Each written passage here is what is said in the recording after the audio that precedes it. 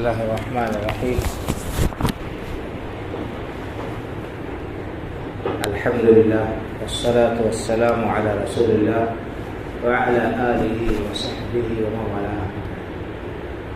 فقد قال النبی صلی اللہ علیہ وسلم الصوم جنہ فإذا كان يوم صوم أحدكم فلا يرفث ولا يسخب فإن سابه أحد أو قاتله فليقل إني صائم أو كما قال صلی اللہ علیہ وسلم. اللہ رب العالمین کی فضل و کرم اور اس کی توفیق سے آج دوسرا روزہ مکمل ہونے کو ہے. اللہ رب العالمین ہمارے روزوں کو، ہماری نمازوں کو اور دیگر عبادات کو قبولیت سے نوازتے ہوئے پر بہترین اجر ہمیں عطا فرمائے، آمین. بزرگوں اور بھائیوں، آپ جانتے ہیں کہ روزہ کس چیز کا نام ہے؟ روزہ نام ہے اللہ رب العالمین کی رضامندی حاصل کرنے کی نیت سے، اللہ تعالیٰ کی خوشنودی حاصل کرنے کی نیت سے دین کے ایک اہم فریضے کو ادا کرنا. طلوع صبح صادق سے لے کر غروب آفتاب تک، یعنی سورج ڈوبنے تک کھانے پینے سے اور بیوی کے ساتھ تعلق قائم کرنے سے رک جانا، یہ شریعت میں روزہ کہلاتا ہے. اور اس کے اندر بڑی حکمت ہے اور یہ مکمل تربیت گاہ ہے. ہم کو اور آپ کو معلوم ہے کہ انسان کے لیے کھانا پینا جائز ہے. جب بھی انسان کی خواہش ہو، اس کو ضرورت محسوس ہو، بھوک پیاس لگے، وہ دن رات کے کسی بھی حصے میں حلال اور جائز چیز کھا سکتا ہے، استعمال کر سکتا ہے. اسی طرح سے زوجین میاں بیوی کسی بھی وقت تعلق قائم کر سکتے ہیں. شادی کیا ہے؟ یہ نکاح اجازت نامہ ہے اللہ رب العالمین کی طرف سے کہ زوجین میاں بیوی اپنی خواہش کی تکمیل جب چاہے دن رات میں کر سکتے ہیں. لیکن روزے کی حالت میں ان حلال چیزوں سے رکنا لازمی اور ضروری ہے. ان حلال چیزوں کا بھی اگر کوئی شخص استعمال کر لیتا ہے حالت صوم میں، روزے کی حالت میں، تو اس کا روزہ فاسد ہو جائے گا، اس کا روزہ چلا جائے گا. اور اگر اس نے بیوی کے ساتھ ہم بستری کر لی ہے تو اس کو قضا کے ساتھ ساتھ کفارہ بھی ادا کرنا پڑے گا. کفارہ بھی ادا کرنا پڑے گا. کفارہ کیا ہے؟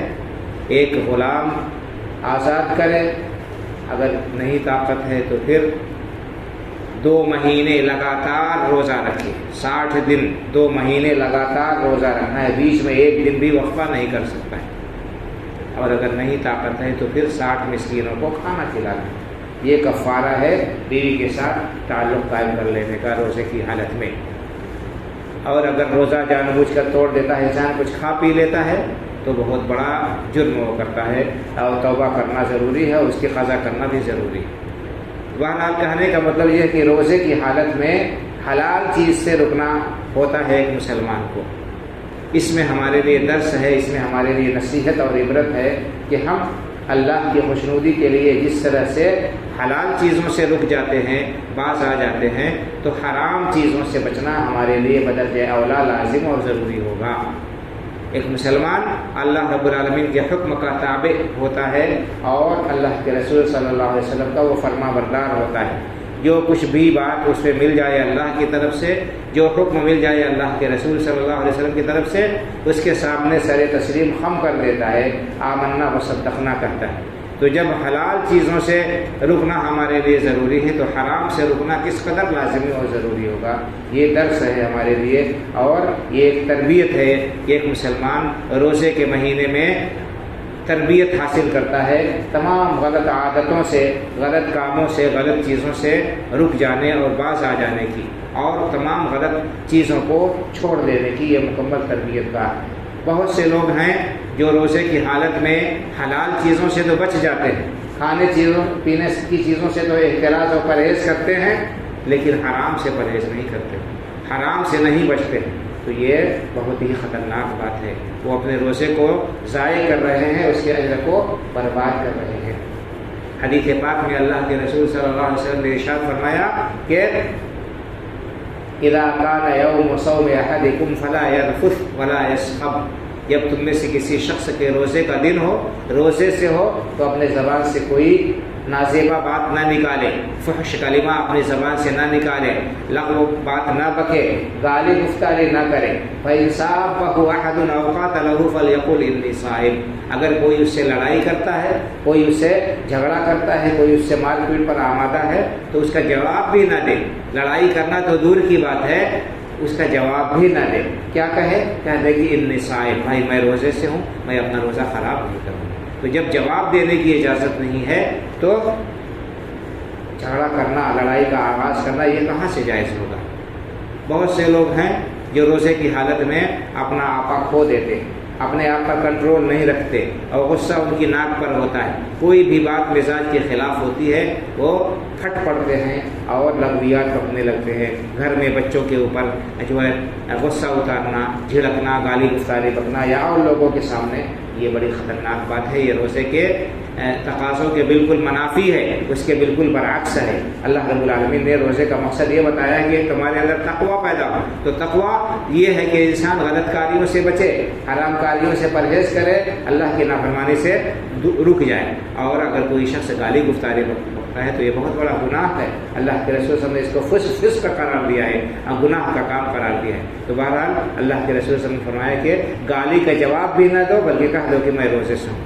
دوسری حدیث اور بھی زیادہ واضح ہے اور اس کے اندر اور بھی بڑی سخت وعید ہے. اللہ کے رسول صلی اللہ علیہ وسلم نے ارشاد فرمایا کہ من لم يدع قول الزور والعمل به والجهل فليس لله حاجة في ان يدع طعامه وشرابه.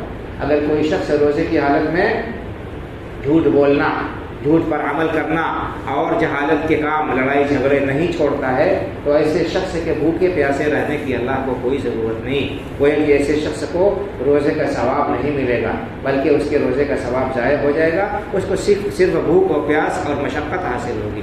اس لیے ہمیں چاہیے کہ ہم روزوں کی حالت میں بہت زیادہ احتیاط کریں، اپنی زبان کا صحیح استعمال کریں، غلط استعمال سے بچائیں.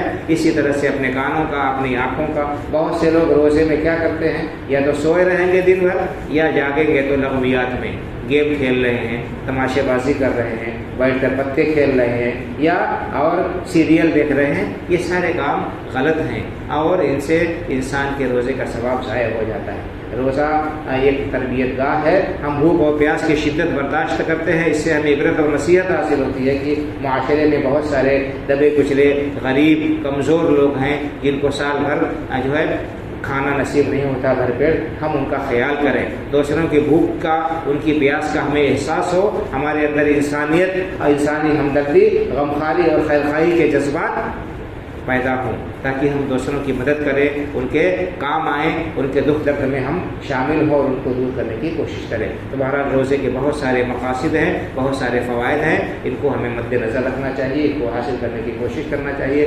اپنی زبان، اپنی کانوں، اپنی آنکھوں، اپنے اعضاء و جوارح کا صحیح استعمال کرنا چاہیے، تاکہ ہم حقیقت میں روزے سے مستفید ہوں اور ہمیں اس کا اجر و ثواب ملے. اللہ تعالیٰ ہمیں تمام خلاف شریعت باتوں سے بچائے. اللہ تعالیٰ ہمارے روزوں کو قبول فرمائے اور ان پر ہمیں دنیا اور آخرت میں بہترین بدلہ عطا فرمائے، جس کا اس نے اپنے نیک اور صالح بندوں سے وعدہ کیا. آمین. وآخر دعوانا الحمد للہ رب العالمین، وصلی اللہ علی نبینا محمد وعلی آلہ وصحبہ اجمعین. السلام علیکم.